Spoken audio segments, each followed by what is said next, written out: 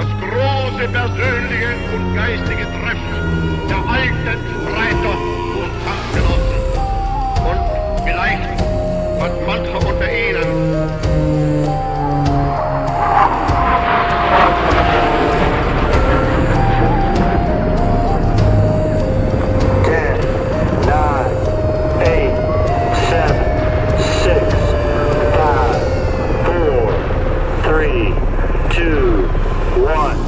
Bienvenidos a Archivos del Tiempo Podcast.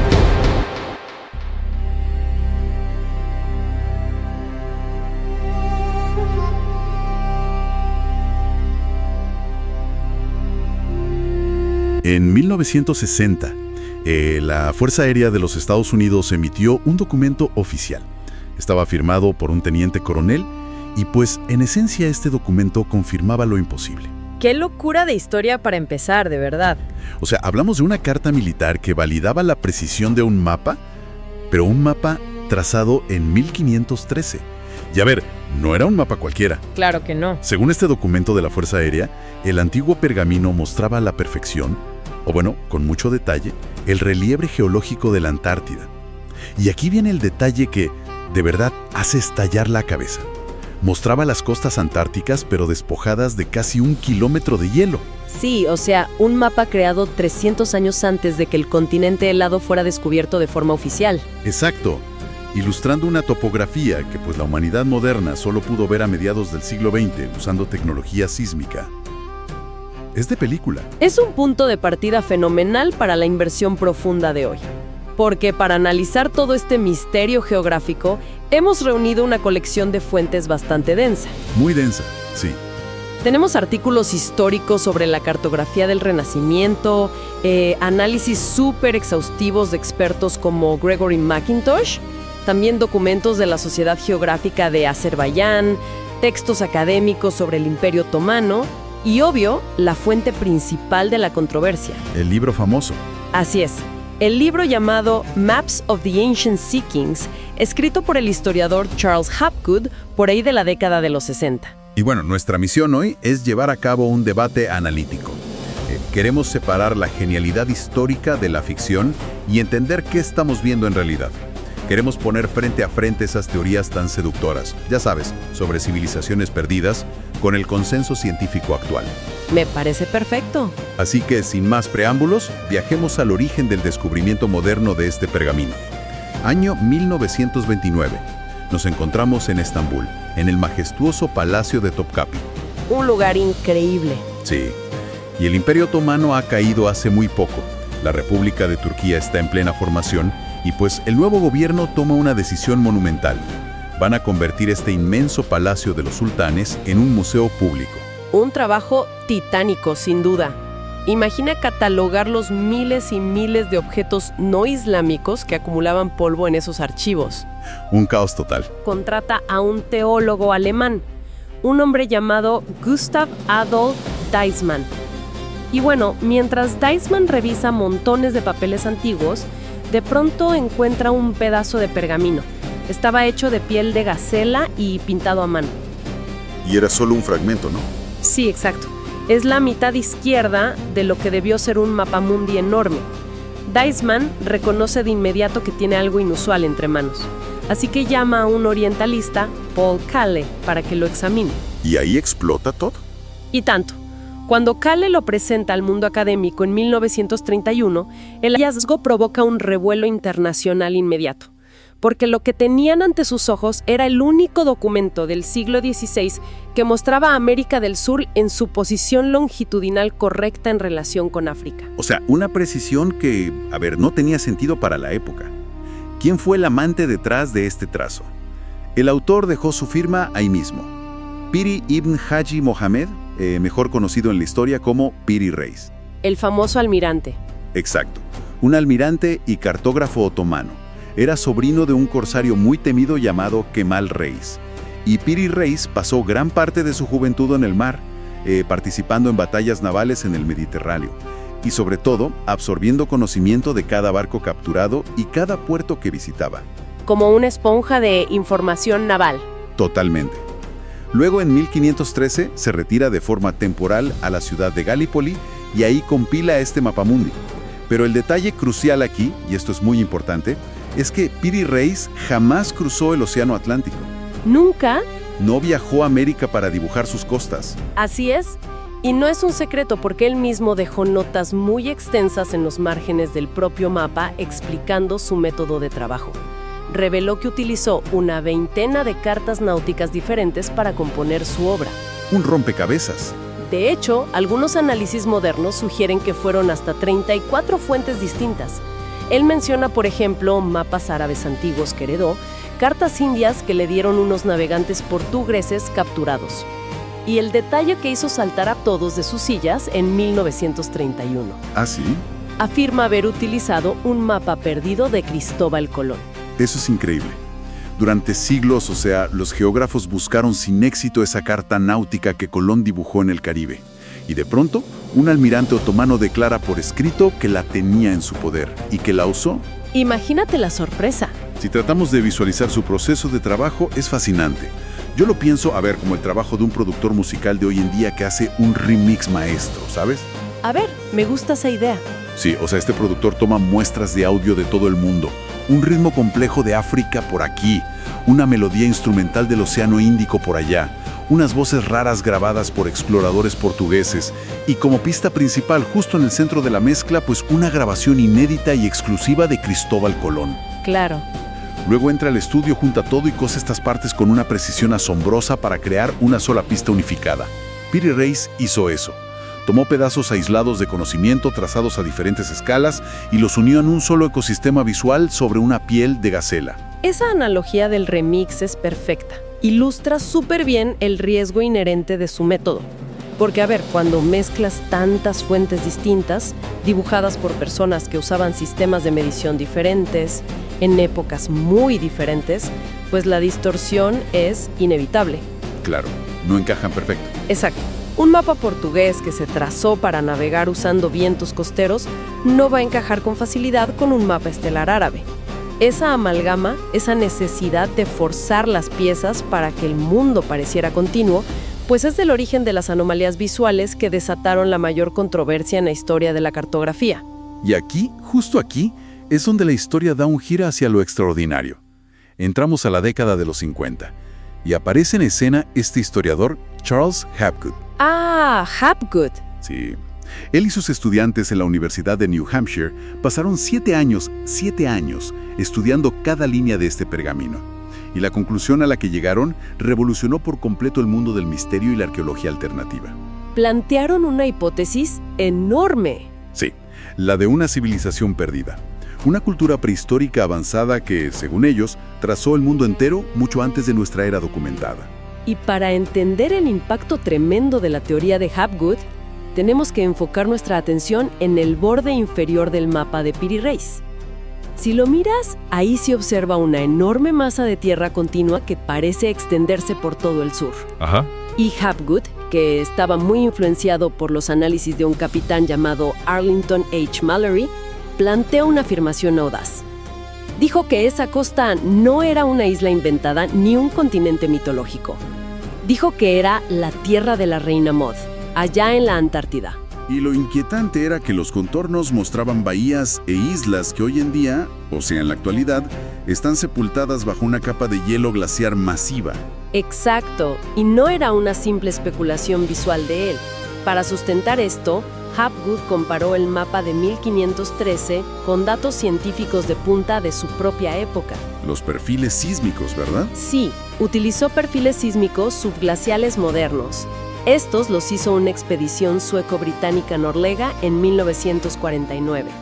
Ellos usaron ondas de choque a través del hielo para mapear el relieve de la roca sólida que estaba escondida abajo. ¡Wow! Y Hapgood superpuso el dibujo del almirante otomano sobre estos datos sísmicos modernos y encontró unas coincidencias asombrosas en la topografía. Y ese nivel de, aparente coincidencia es lo que lo llevó a buscar el respaldo militar que mencionamos al inicio.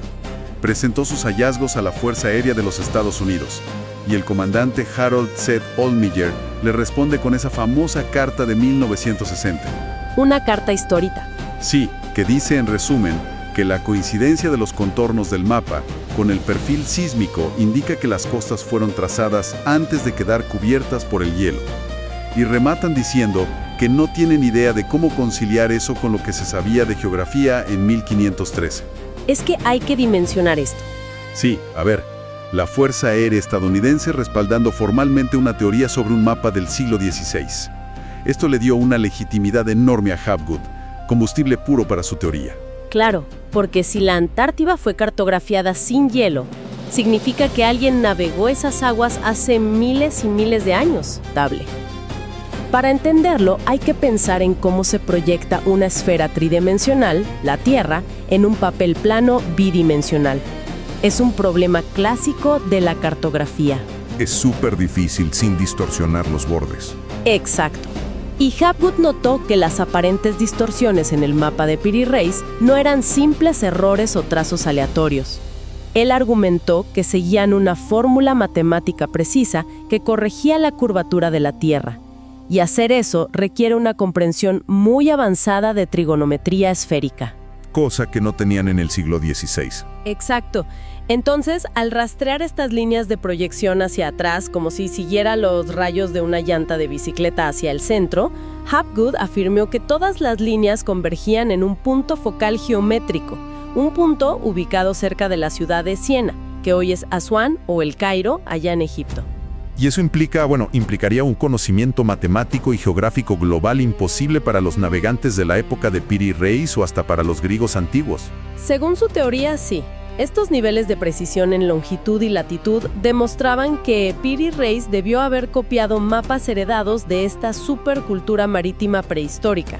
¿Una civilización global? Sí, que exploró y midió el planeta entero hace miles de años, antes del último gran cambio climático que terminó congelando la Antártida. Y claro, esto abrió una puerta inmensa, porque autores posteriores como Graham Hancock o Erich von Däniken tomaron este argumento matemático y lo llevaron al extremo. Empezaron a postular herencias de los atlantes o incluso cartografía trazada por inteligencia extraterrestre desde la órbita. Desde el espacio, sí. Todo suena increíblemente coherente cuando miras los perfiles sísmicos y lees esa carta de la Fuerza Aérea. Pero a ver, como alguien que disfruta rascar bajo la superficie, a mí algo me hace mucho ruido aquí. A ver, dime. Si en verdad estamos viendo un mapa derivado de una civilización prehistórica global, con satélites o dominio perfecto de la trigonometría esférica, ¿por qué faltan casi 1500 kilómetros de la costa sudamericana en el mapa? Y todavía más extraño, ¿por qué hay dos ríos Amazonas diferentes dibujados en el mismo pergamino, casi uno al lado del otro? Esas son sin duda las preguntas clave. Las preguntas que resquebrajan toda esta ilusión de perfección matemática. Y son las que nos llevan directo a la réplica científica de nuestra inmersión profunda. El consenso actual. Sí, el consenso fundamentado por expertos como Gregory Mackintosh. Ellos desmontan punto por punto la teoría de la civilización perdida. Y bueno, abordemos primero el elefante en la habitación. La Antártida sin hielo. Exacto. Los historiadores coinciden en que esa masa de tierra en la parte inferior del mapa no es el continente polar. Es, de hecho, la continuación de la costa este de América del Sur. Para ser específicos, las regiones que hoy conocemos como la Patagonia Argentina y Tierra del Fuego. Ok, pero, a ver, si es la Patagonia, ¿por qué está dibujada en la parte inferior del pergamino, extendiéndose hacia la derecha, o sea, hacia el este, en lugar de apuntar hacia el sur como en la vida real? Pues por la combinación de dos factores que definen cómo se hacía ciencia y cartografía en el Renacimiento. El primer factor es de una practicidad tan abrumadora que hasta da risa.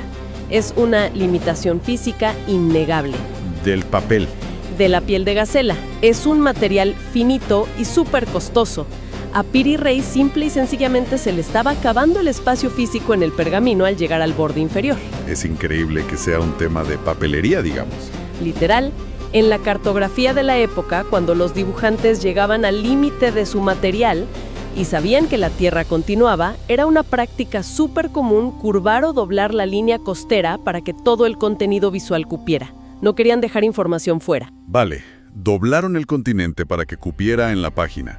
Tiene todo el sentido desde el punto de vista del diseño. Pero, debe haber algo más profundo, ¿no? Siento que nadie dobla todo un subcontinente solo por un capricho de espacio, sin creer que es al menos geográficamente posible. Y tienes razón, ahí es donde entra el segundo factor, que es fascinante. Es el sesgo ideológico impuesto por Claudio Ptolomeo, este antiguo y venerado geógrafo griego. En la mentalidad del siglo XVI existía la firme creencia en la Terra Australis Incognita. El continente perdido del sur. Exacto. Para entender esta época hay que saber que la ciencia de entonces aborrecía el vacío. Buscaba el equilibrio en todas las cosas. Los griegos y luego los académicos renacentistas afirmaban que debía existir un gigantesco continente inexplorado en el sur para equilibrar el enorme peso de las masas de tierra conocidas en el norte. O sea, era una cuestión de física especulativa, como si hay mucha tierra arriba en el mapa, en Europa y Asia, debe haber mucha tierra abajo, porque si no, el globo terráqueo se vuelca en el espacio. Así lo veían. Era pura simetría planetaria. Y Piri Reis, como buen erudito de su época, respetaba profundamente los preceptos de Ptolomeo. Así que cuando los exploradores portugueses informaron que la costa de Sudamérica seguía bajando y bajando hacia el frío polar, él hizo una deducción lógica para su tiempo. Claro, asumió que esa costa en algún momento tenía que girar al este para conectarse con ese continente austral de Ptolomeo. Así es, no fue un error al azar ni un capricho. Fue una suposición muy educada basada en la filosofía científica de aquel entonces. ¿Y hay alguna prueba de esto en el mapa? Sí, hay una prueba definitiva en el propio documento, y es algo que Hapgood y sus seguidores ignoraron casi por completo. Ellos invirtieron años analizando la geometría de las líneas, buscando coincidencias sísmicas, pero ignoraron el texto escrito.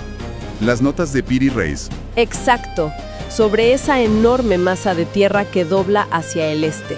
Piri Reis redactó extensas notas en turco otomano, y ahí describe la región basándose en los informes de los marineros portugueses. ¿Y qué dicen esas notas?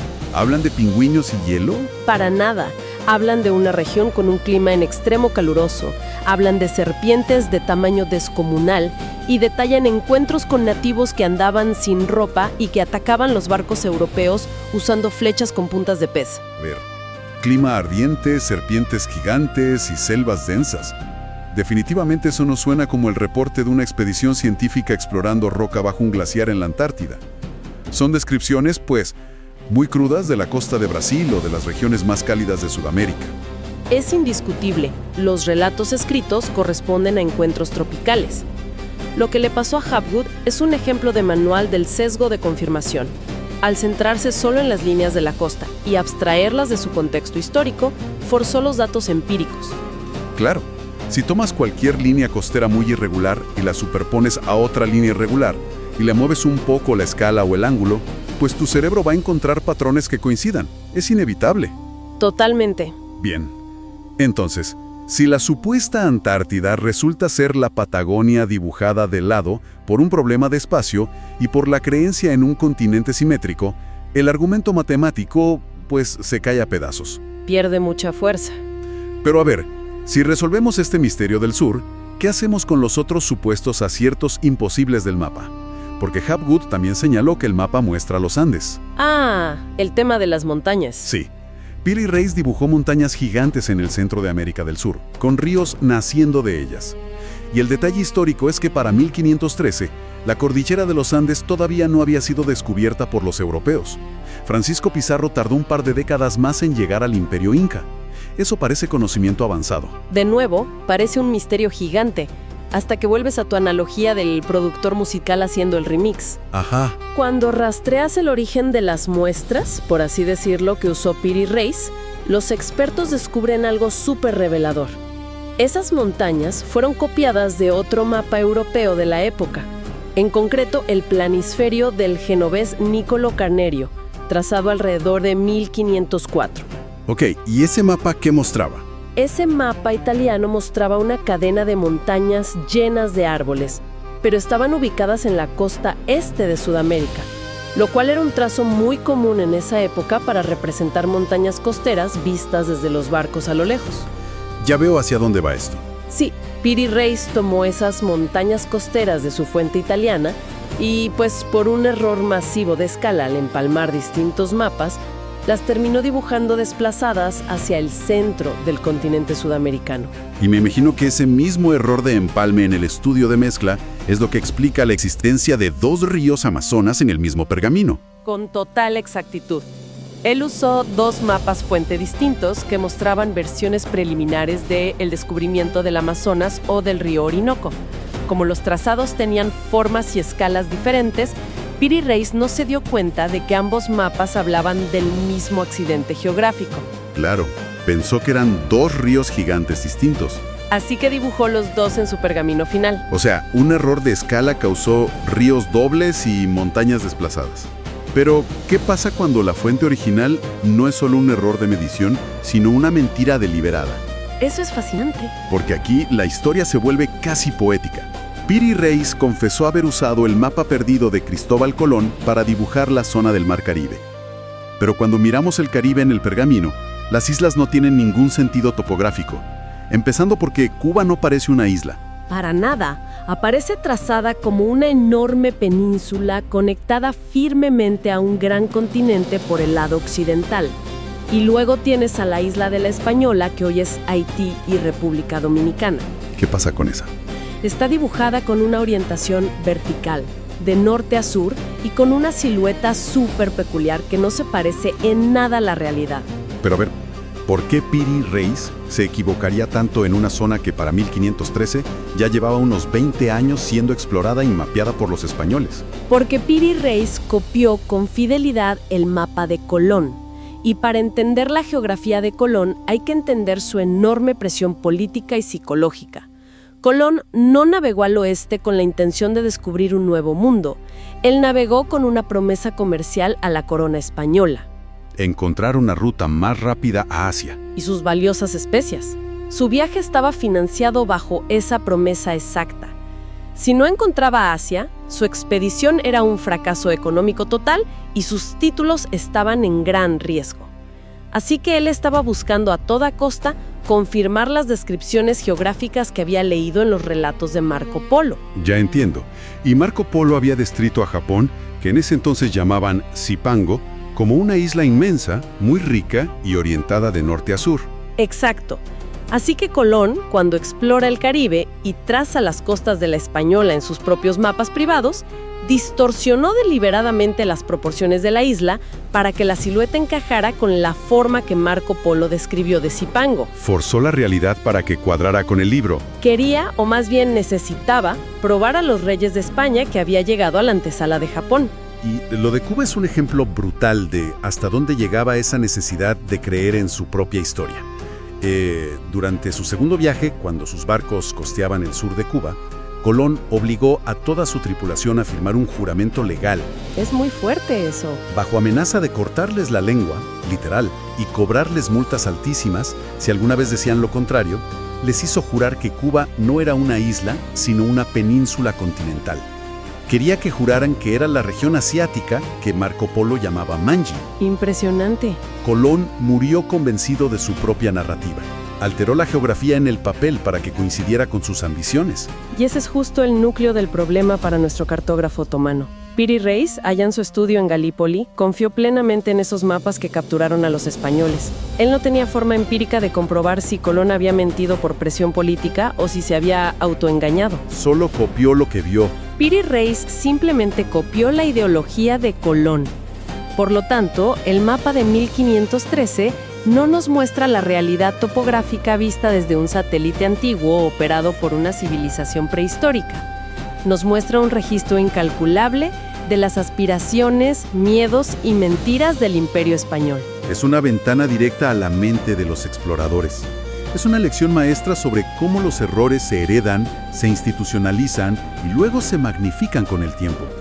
El mapa de Piri Reis no necesita el apoyo de extraterrestres ni de una supercultura con satélites en la Edad de Hielo para ser considerado una obra de arte. Ni un tesoro invaluable. Exacto. Su verdadero poder reside en ser el registro cartográfico más importante y sincero de la era de los descubrimientos. Es una síntesis hermosa y a la vez caótica. Muy caótica. Porque en este único trozo de piel de gacela conviven la mitología medieval europea, incluyendo dibujos literales de monstruos legendarios como los blemios, estos seres sin cabeza con el rostro en el pecho, y todo esto convive junto con los datos crudos, imperfectos y reales de las nuevas incursiones navales portuguesas. Esa síntesis captura a la perfección un momento de ruptura radical en la historia humana. Era una época turbulenta en la que el volumen de los nuevos descubrimientos geográficos avanzaba con una rapidez muy superior a la capacidad humana para procesarlos. Había demasiada información nueva de golpe. Exacto.